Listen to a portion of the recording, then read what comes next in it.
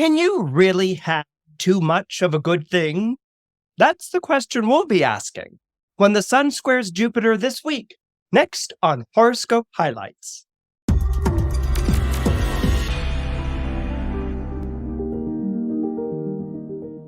This podcast episode is sponsored by Astrology Hub's Academy. Wherever you are on your astrology journey, we have a class that will help you get to the next level. Hello, my name is Christopher Renstrom, and I'm your weekly horoscope columnist here on Astrology Hub. And this week, I wanted to talk to you about the Sun-Jupiter square taking place on August 6th. Now, Sun-Jupiter squares have a bit of a reputation. That's because the Sun has a tendency to be associated with egoism in astrological circles, and Jupiter has a reputation for overinflating the value of something. One gets a bit cocky or too full of themselves when there's a Sun-Jupiter square. And makes sense within a measure. I mean, we all tend to get a little silly when good fortune smiles in our direction, and that's pretty much what Sun-Jupiter squares can be about, which is good fortune smiling in your direction and the silliness that can ensue. Silliness like, for instance, one becoming sort of haughty or full of oneself, like good fortune has smiled on me and now I'm favored by the gods and the cosmos and the universe. So get out of my way, little peons, because I am the golden child of the sun. I mean, that can be an idea. Or another idea might be a little bit more gluttonous, where one's eyes are bigger than one's stomach. One can think that one wants more than they actually need, or that they can take on something that's bigger than what they're actually capable of.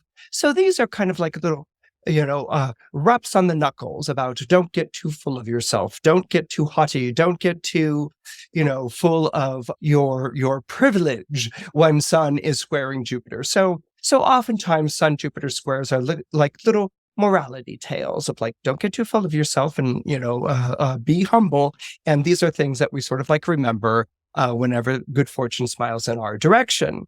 But there's a little bit more to a Sun-Jupiter square than just that. Now, the Sun symbolizes what I know about myself to be true in astrology. That's why in an astrological reading, I will always start off the reading by describing the person's sun sign. I will go through the characteristics of the sign, the season that it's associated with, whether it's cardinal, fixed, or mutable, the element, and then finally the ruling planet, because with the way that I work, the ruling planet is the planet that rules your sun sign. So these are the things that I'll normally begin an astrological reading with, and more often than not, people respond quite positively to it. They might laugh or say, oh, that sounds like me, or, like I'm so embarrassed about that, or I'm proud of that, but the reason we begin with a sun sign description when reading a chart is because it recognizes the person. The person feels seen. And the reason why the person feels seen is because the sun is the planet of what I know about myself to be true. Now, I want you to think about that statement for a little bit. It's not what I feel about myself to be true, or what I think about myself to be true, or what I would like to believe about myself to be true. It's what I know about myself to be true. So there's a certainty to that statement. There's a centeredness. And this is very important because what it mirrors, the sun in the chart, what the sun in the chart mirrors is the sun in our solar system. Without the sun in our solar system, the planets wouldn't maintain their orbits. I mean, think about that for a moment. If we suddenly didn't have a sun at the center of our solar system, well, the planets will go flying off in all sorts of crazy directions, never to return again. Okay, so it's the sun, which is at the center of our solar system, that locks and holds those planets in place, that locks and holds those planets in orbit. So it's the sun's job in your horoscope. It's the sun's job to put you at the center of your own universe. Now, that might sound a little like, oh, wow, okay, but think about it. It puts you at the center of your own universe. It puts you at the center of your own solar system. And this is a very important thing. This is why the sun has always been connected to the ego in astrology. Now, ego basically means I. That's it. Ego is the word for I. And egos, eyes, are very important things. Egos are not cats in need of stroking or dogs in need of praising. Egos are a necessary part of the human psyche. Your ego, like the sun, is the gravitational pull that holds together all of those aspects of yourself. Your thoughts, your dreams, your spirituality, your soulfulness, your profundity, your aspirational qualities, your inventiveness, all of these qualities that are represented by the different planets in your horoscope are held in place, locked in orbit by your ego, by the sun in your astrological chart. So it's your ego's job to rein in all of these different aspects of yourself, just like it's the sun's job to rein in all the different planets in your chart.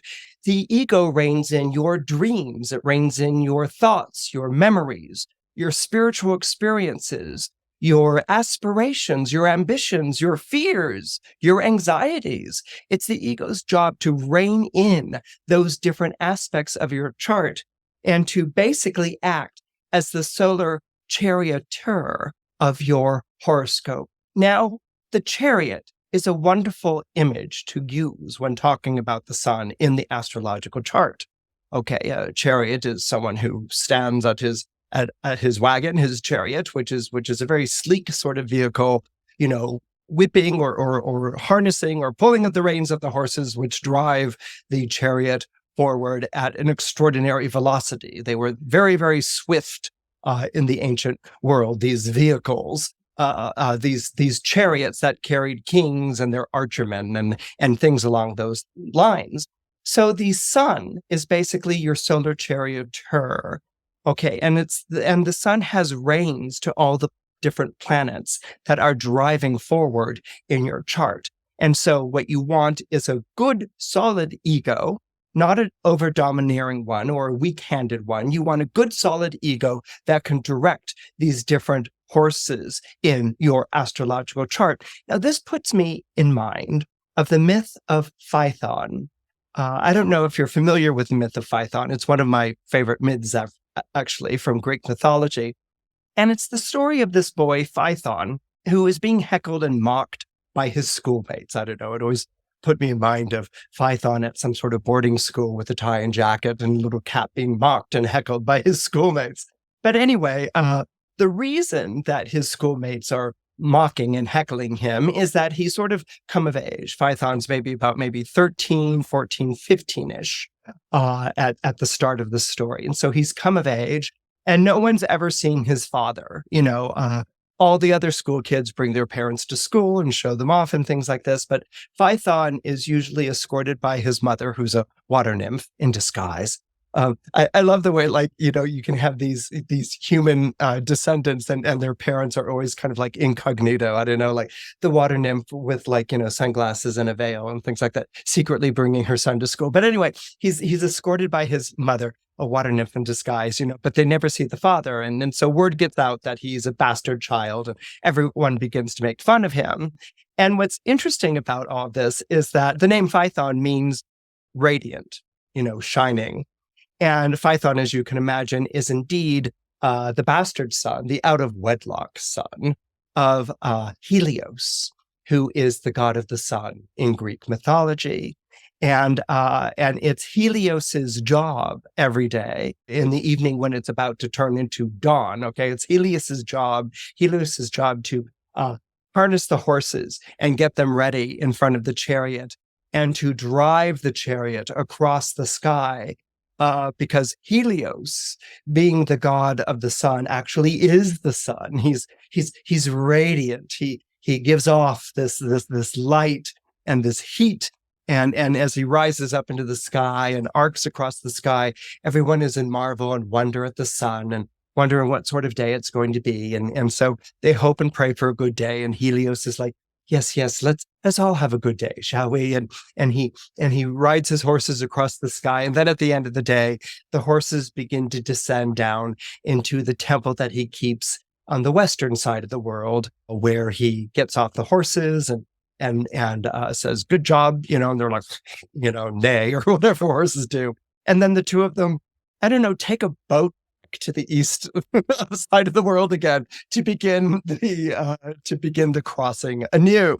So this is Helios's job, and Helios did fall for this water nymph, and they had a son, Phaethon, who Helios never really met and knows nothing about.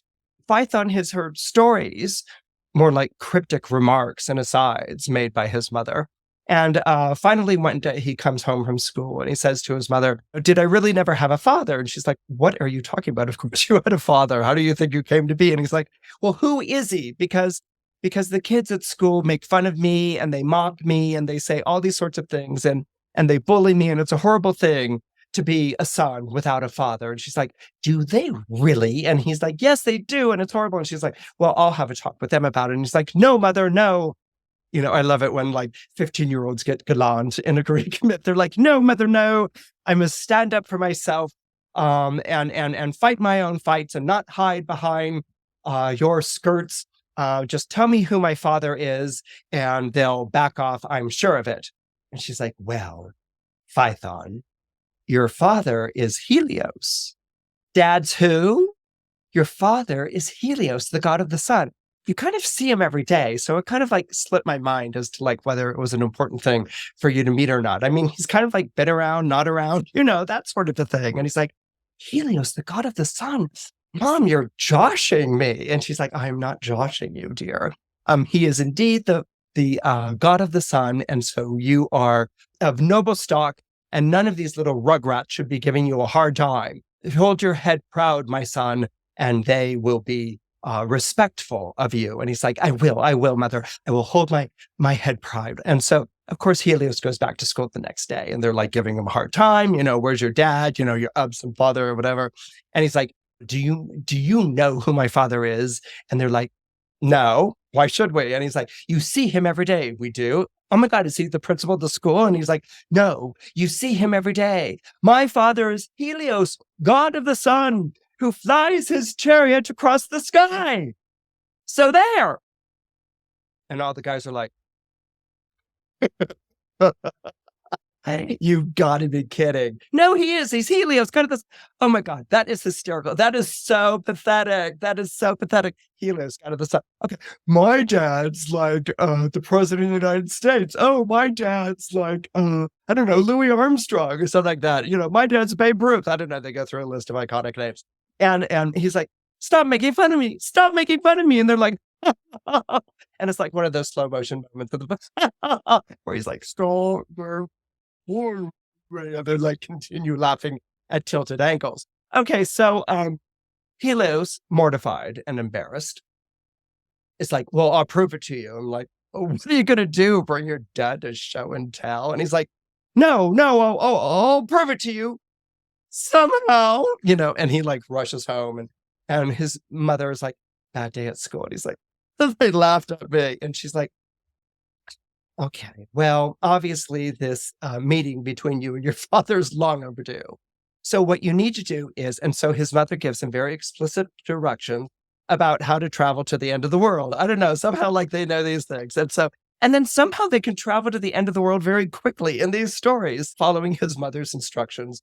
Travels on a journey that takes him to the end of the world really rather quickly. Okay, so the end of the world that he's traveling to is the East, the Eastern Solar Temple, where Helios hitches the horses to his chariot before riding it across the sky. He goes through a dark forest or a dark jungle, or maybe there's a cavernous terrain, there crashing waves among forlorn peaks and forbidden coastlines. Anyway, he reaches this Western temple, and he sees on top of this hill this golden palace, which is ablaze with solar glory. And he's like, "My father must be Helios. I mean, how else would my mother know how to have reached a solar temple here at the eastern end of the world? I will go up and I will greet him." And so Helios climbs up the mountain, and he comes to the temple, and he sees the horses there by the wagon, and it's pre-dawn, so they're kind of like maybe munching on a last carrot or ambrosia or whatever divine horses eat, and Helios is there, and he's like, "Who goes there?" Sort of thing, and the boy says, sort of, "Your son." And he's like, "Who is that? Speak up." And he says, "Phaethon." "Phaethon? Your son." "Well, Phaethon means radiant one, so you should be." "Oh, you are radiant. Look at you. You look just like the spitting image of me and your mother." And this is I'll make a quick note here. This is the thing about having gods or nymphs, or gods and nymphs as your parents in Greek mythology. They have no sense of time whatsoever, because they're immortal. All right. They're immortal. So what's time to an immortal? So there's no sense of time. What could be like, 15 minutes for them can be like 25 years for us as mortals. And so there isn't a great understanding of time. And so it's great to see you, how wonderful you to travel to my temple, Phaethon, who is certainly quite radiant, and I can immediately recognize myself in your demeanor and your appearance. What can I do for you? And he's like, well, I'm getting bullied at school, and my schoolmates are treating me horribly. "Oh, well, that's horrible. Do you want me to go down and give them a spanking, or show off my radiance so that they'll immediately know who I am?" And it's like, "Oh, no, they'll just laugh." Or, "Well, if they laugh, then I'll smite them." Well, I don't exactly want them to be smited, smitten, struck down in place. Let's go with that one. And he's like, "Well, I feel bad about that, Phaethon, but it's great seeing you. Tell your mother hi. Her name was, she was a water nymph." "Oh, yeah. She was a lovely, lovely water nymph. Well, tell your mother hi. And, if there's anything else that I can do for you, just ask, and I will fulfill that wish of yours." And he's like, um, "Wow, these horses." It's like, "They're lovely, aren't they?" He's like, "They are such noble beasts. I don't think I've ever seen anything so noble in all of my life." "Well, Phaethon, if you don't mind my saying, you probably haven't. These 4 horses are the noblest of all possible beasts. As you can see, they are golden, and they shine, and they're resplendent.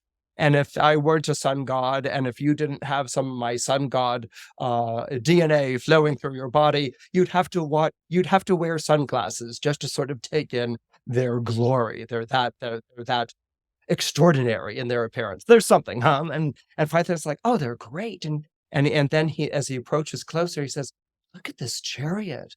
And Helios is like, "Yes, this chariot, streamlined for speed, excellent design, goes right through the skies with no problem. I don't have to worry about fog banks or clouds or inclement weather. This chariot is made to withstand anything, and it's one of a kind, and it's a baby. It's just the thing. I love my sun chariot. I have to say, I just absolutely adore it." And so Phaethon is like, "Oh, so sleek, so streamlined. It's so cool." And Helios is like, "Well, yes, it is cool, isn't it?" And Phaethon is, "It is. Actually, there is something that I would like to ask for." And Helios is like, "Of course, name it. What is it? It's yours." And Phaethon says, "Could I drive this chariot?" I mean, what do you want from a 15-year-old boy? He's being shown off the latest model of a car, which is like sleek and innovative and fabulous and fantastic. Is he really going to say no to something like this? 15-year-old boy would. Of course he wants to drive his dad's chariot. "Throw me the keys, Dad." And so Helios is like, I don't know if that's such a good idea, Phaethon. It's like, "Oh, come on, Dad, why not?" And he's like, "Well, these horses really know only to respond to me, and things might get kind of like out of control, and you're still young, and you are immortal, and I don't know, it's a good idea. And Phaethon's like, oh, come on, Dad, come on, please, please, after all the things I've been through, after all the ways you abandoned me and left me for all those years and people thought that I was a bastard child, you can't at least let me drive the chariot once. Once? What could possibly go wrong? What could possibly go wrong? What could possibly go wrong? The question that should never be asked in a Greek myth. Anyhow, Helios is like, well, he hesitates a little bit more. And Phaethon says, well, you did promise me. And oaths are something that gods absolutely take seriously. And he's like, well, I can't talk you into an ice cream or something. He's like, no, Dad, no, just let me drive the chariot once. And look, the day is supposed to be breaking already. Just this once. And Helios is like, okay, Radiant One, just this once. But what you want to do is you want to handle these horses with a solid hand. You don't want to pull too far back, and you don't want to lean too far forward, or else they'll sense the weakness that you're communicating through your grip. So handle them with great deliberateness and focus. I mean, of course, you've driven a chariot before, right? And Phaethon, not one to give away the truth, answers, yes, I drive chariots all the time, Dad. I'm a major charioteer at school. So Helios says yes. And so Phaethon gets on this chariot, this extraordinary chariot, and the horses snort as they start to ready themselves for the first leap up into the air. And Phaethon takes hold of the reins and he looks at the horses, and before he knows it, the horses have leapt up into the air. The chariot is following, and they're beginning their ascent. They're beginning their ascent into the day. And Phaethon looks back over his shoulder, and his father's like, careful, good, strong grip, as he disappears as the chariot rises higher and higher and higher into the air. Now, the chariot and the horses themselves can give off the glow of sun. And so they do. Not only do they give off the glow of sun, they give off the great heat of sun. Helios may be the god who rides the chariot, but the chariot and the horses themselves are also imbued with his solar power. And so they begin their ascent up into the sky, and the horses immediately notice that something's wrong, that the person who's driving this chariot doesn't have the sure, familiar hand that they're used to. And they sort of begin to get a little bit okay, let's gallop wherever we want to. Okay, so they begin to gallop, and they begin to gallop ferociously wherever they want. And what they want to do is gallop up and out. And so they gallop in these different directions as they're ascending higher and higher and higher. And Phaethon is holding on to the reins of the chariot, desperately afraid that he's going to lose them as the horses begin to snort and gallop up towards the heavens themselves. And at that time, on earth below, people who are waking up to expect the dawn, who are getting ready to go and do some farming, it's maybe mid-spring. All of a sudden, it's gotten very cold. It's still dark. There's maybe icicles on their teeth, and they're chattering, and they draw their cloaks and robes over themselves, and they look up to the heavens, and they're asking, what's going on? What's going on? We're in mid-spring. This shouldn't be a cold day. And so Phaethon, up against the heavens, the horses begin to turn and veer, heading back down again. And Phaethon is holding on to these reins as much as he can. And the horses dash, they race, they dash and they race, they plummet. They plummet down towards the earth, down to the surface of the earth. And if horses could hysterically and wildly, these horses would, and they probably are, and a horsey sort of, as they gallop and rush down towards the surface of the earth. And now the farmers below, it's starting to get warm, and they're feeling better, and they can see a light in the sky, and they take off their cloaks, but that light in the sky is descending. It's getting closer. It's coming closer and closer to them. Things are getting hot. They take off their clothes. Their skin is burning. They're crying out in panic and in fear as this mad chariot goes across the world, carrying its flares and its fires and its flames, as people are absolutely panicking at how close the sun is coming to the earth itself. And the horses veer back up again. They arc to the left, and they veer back up again, up into the heavens, into the stars. And they're intent on repeating their mad dash once more, maybe this time even more so. And so immediately the priests and the priestesses go to their temples, and they grab things to sacrifice to the gods, to somehow signal Zeus, to say, Zeus, please, what have we done wrong? You've sent the sun against our planet, against our world. Please, rein it in. Please put it in its place. And Zeus, who's up, maybe having his nails done on Mount Olympus, hears from Mercury immediately. He's like, hey, sir, I got something to share with you. And Zeus is like, what? Mercury, Hermes, that of the winged sandals. And he says, there's craziness afoot, my lord, my master. The sun's gone out of control. The sun's gone out of control. Helios never goes out of control. He always plots this. No, he's not plotting that regular course right now, Zeus, my father. What he's doing is that he's gone crazy. The chariot is going up to the heavens. It's going down to look outside the temple right now. And so Zeus peers outside Mount Olympus, and he sees, this flaming meteor of a chariot racing past. And it singes just the edges of his beard and his hair. And he's like, what was that?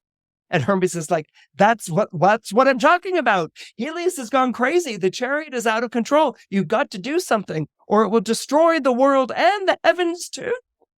And so Zeus is like, my goodness, he has gone crazy. Has he had too much wine to imbibe? Too much ambrosia? In any case, I must do something.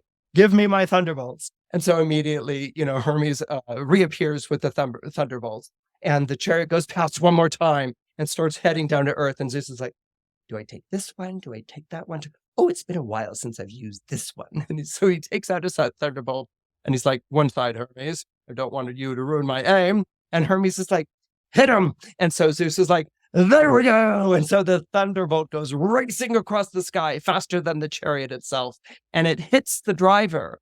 Unknown to Zeus, the driver is not Helios, but the driver is indeed Phaethon. It hits the driver. It explodes the chariot into 1,000 pieces. And so the horses go galloping in all kinds of directions.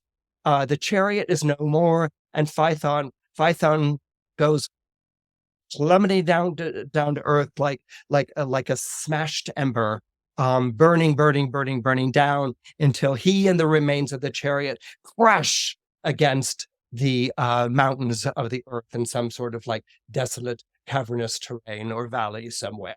And that is the end of the Radiant One.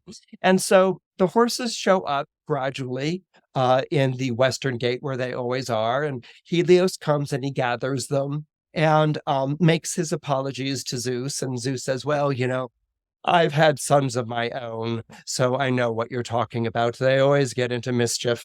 And so once the chariot reappears, and Helios is able to go on his way.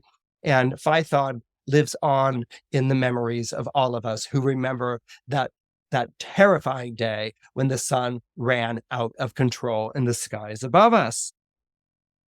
There are 2 maxims that are written on the Temple of Delphi.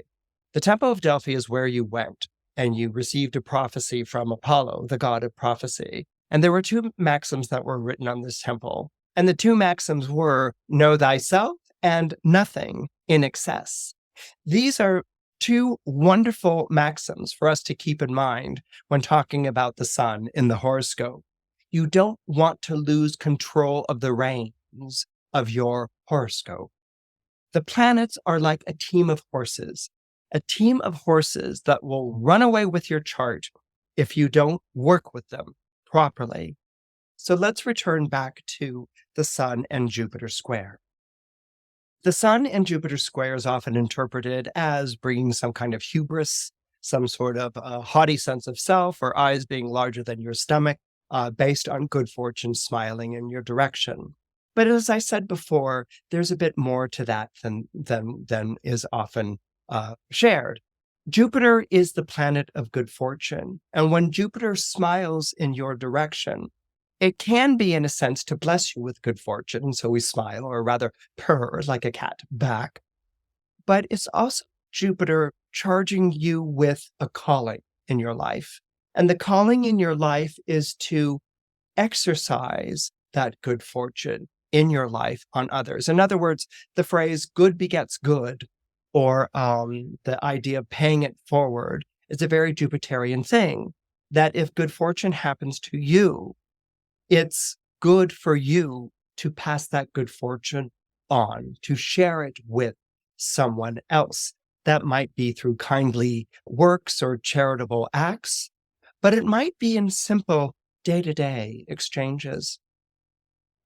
When Tony Bennett, the singer Tony Bennett, who, by the way, is a Leo, a child of the sun, and so that's the singing, of course, that's the arts. And also he had a love of the arts. He painted every day. So arts and entertainment, two things very much associated with Leo, are very much associated with the late Tony Bennett, who was a very famous and beautiful and singer. When he passed away, and it was very sad. I mean, I've never been a huge Tony Bennett fan per se, but I liked his music and I liked his voice. There was something that was very lovely and warming about his delivery. And actually, he was a really great storyteller when he sang.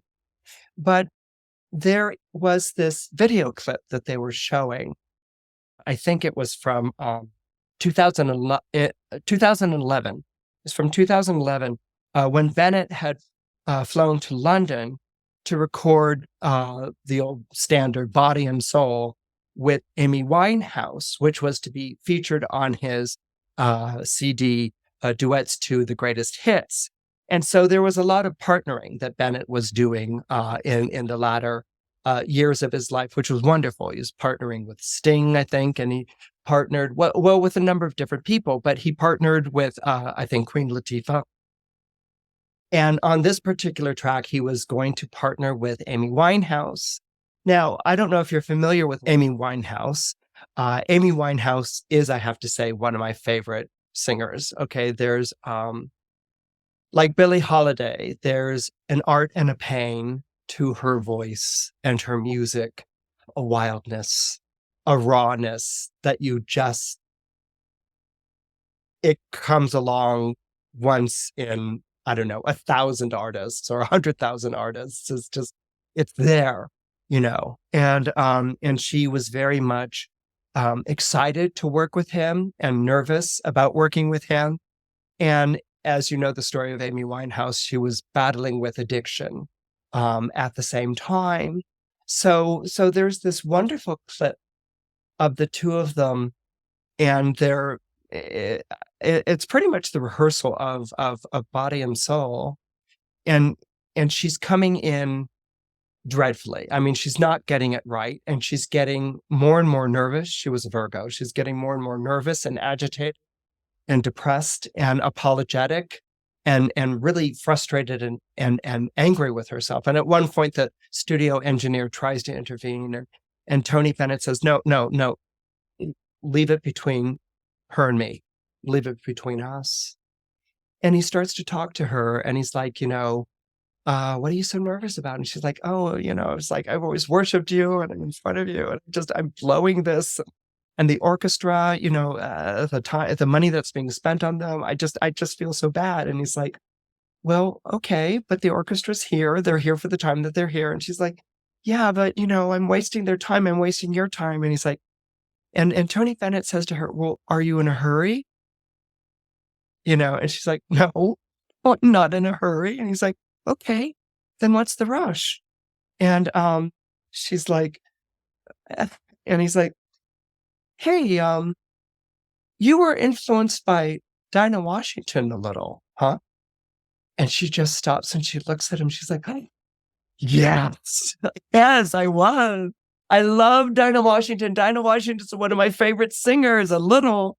I mean, I love her. And he's like, I knew Dinah Washington. And she's like, of course you did. Of course you knew Dinah Washington.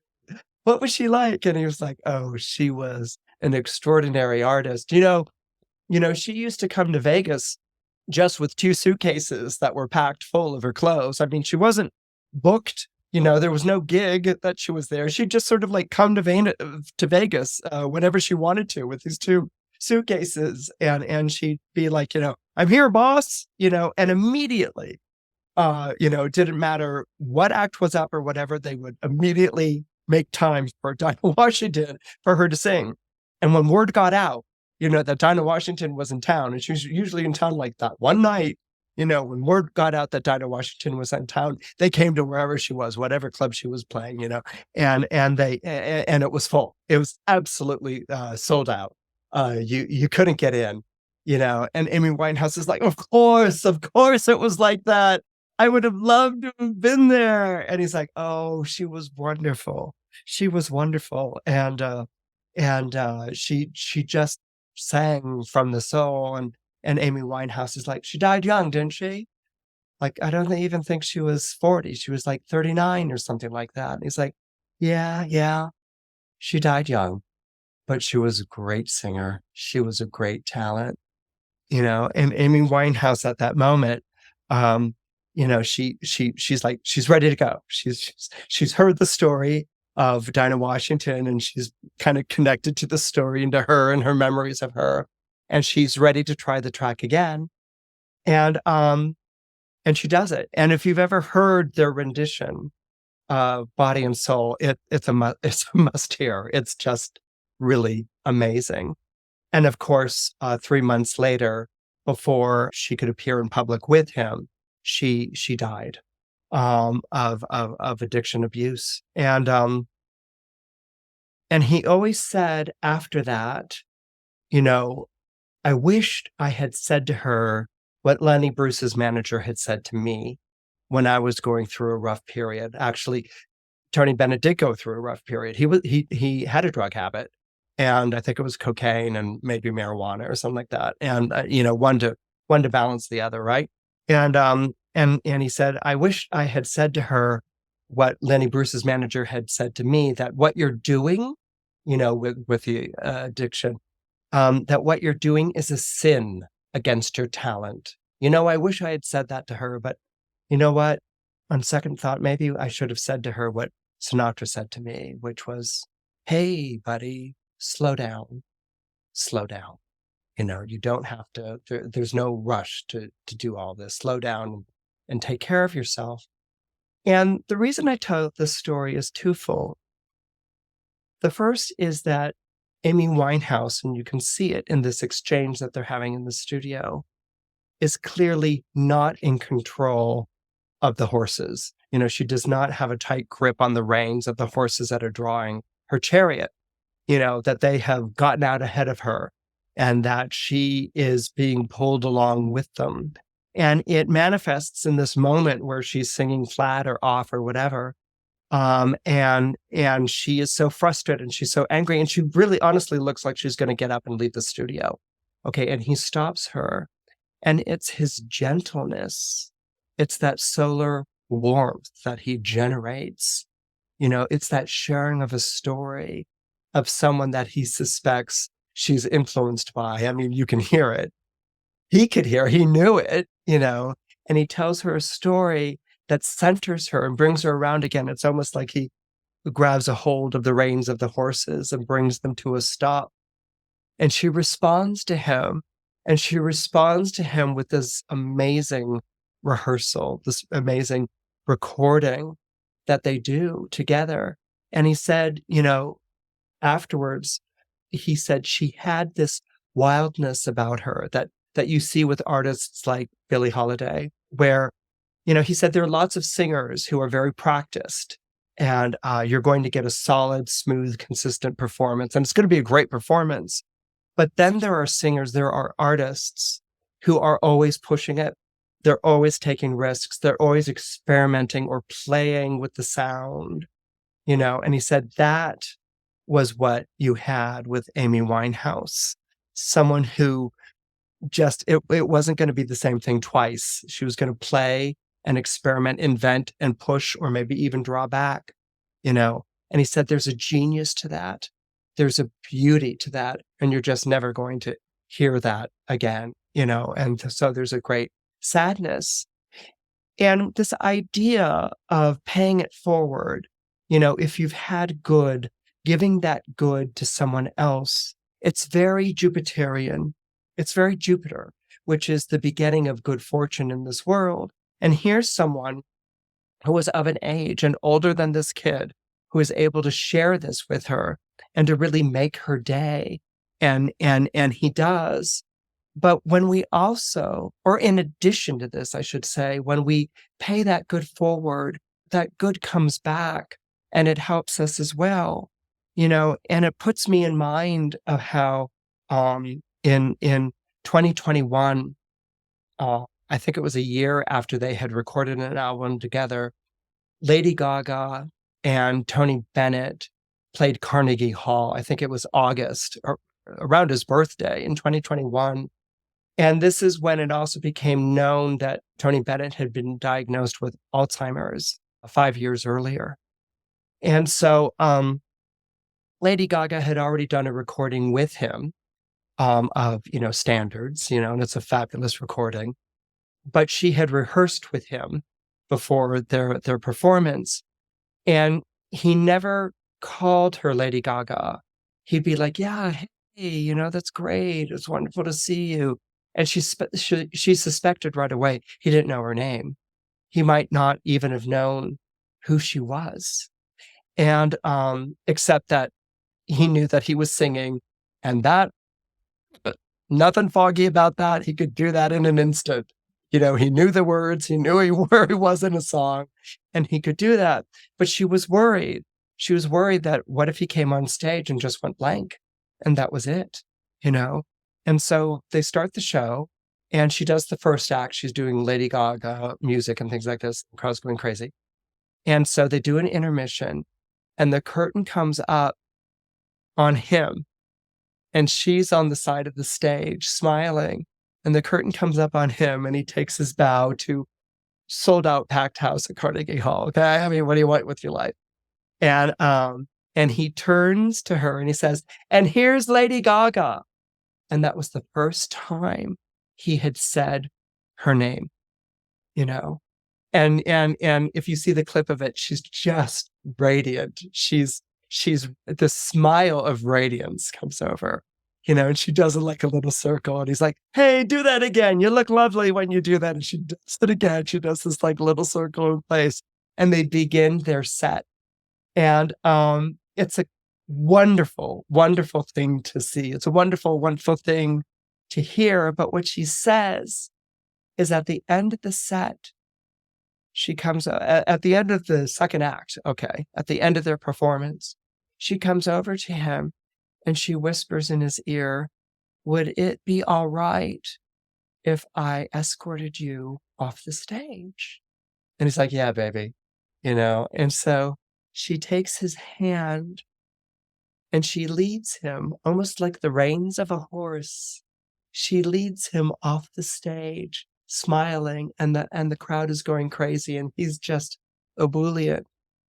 And she had led him off the stage the last time he would ever perform on stage.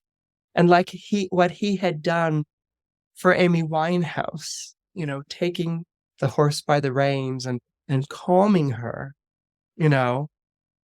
Lady Gaga had seen, that he might not have known how to get off the stage, that he might be disoriented. And so she asks permission. He assents, and she takes him and she leads him off the stage, And this is the message that I want to share with you of a Jupiter-Sun square. Yes, it could be maybe hubris, and yes, it could be maybe eyes being bigger than the stomach. But what it can also bring is this instrument being transformed into an instrument of good fortune, of transmitting the good to another. And then maybe one day, like Tony Bennett had reached in his life, one day when he wasn't in charge of his chariot, someone taking it by the reins and doing good and leading him to the next place. Giving back is the great message of Jupiter, because that's how the planet of good begets good in the world. That's something to think about this August 6th, when the sun squares Jupiter in the sky. I hope you enjoyed this week's episode of Horoscope Highlights. Please don't forget to comment, like, and subscribe. Your support means a lot. See you next week.